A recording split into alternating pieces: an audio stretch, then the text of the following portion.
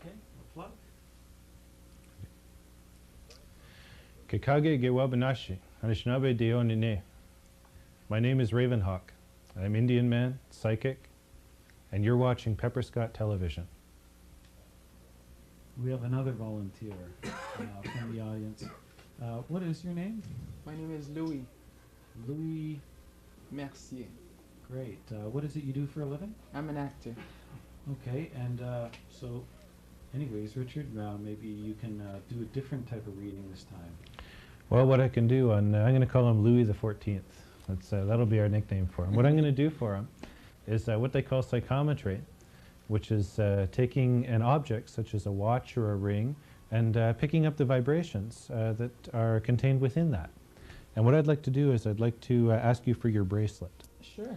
A lot of times this is what psychics will do if we work with, say, law enforcement agencies, things like that, missing persons, etc. Will hold a piece of jewelry, or sometimes it's just a toque, or a piece of clothing that belonged to the person, a sock, or something, and we'll close our eyes, and by the vibration we'll see pictures, and we'll be able to find where the person is, etc.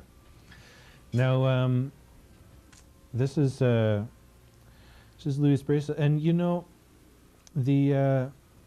Louis is very, very sensitive to be an actor. He really, really is. I'm getting a lot of sensitivity from this bracelet. Anybody out there who's looking for a sensitive man in their life, Louis is your guy, okay?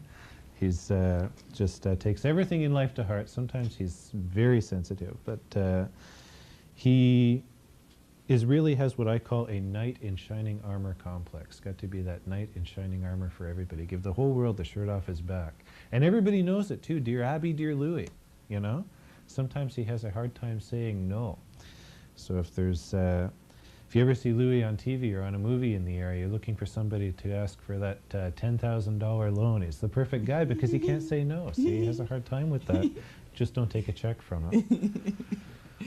Now, let me see.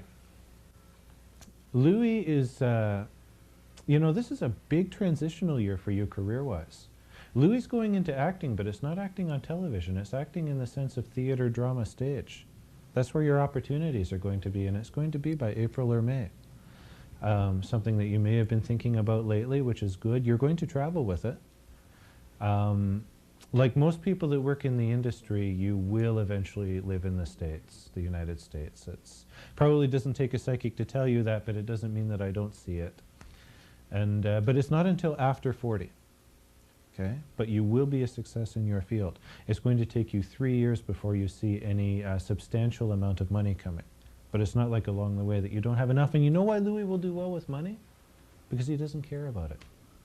People that care about it never have enough, So to him, he needs a buck, he goes out, he makes a buck, But eventually you will do very well and you will be fairly comfortable. You're going to retire on water. Louis has to be by the ocean. And at some point, he's also going to learn more about native spirituality. So that's interesting. Would you say that's fairly accurate? Fairly, yes. Oh, good, good. Yes. Maybe not theater, maybe film acting.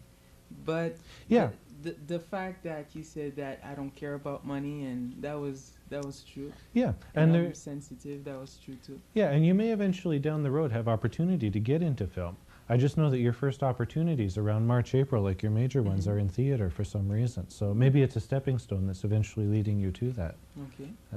That's wonderful, and yes. Thanks. Thank you very much. Great. Thank you. So it's just an example of how you can hold things that belong to people and pick up a little bit, help understand them a little bit, where they're coming from, headspace, etc.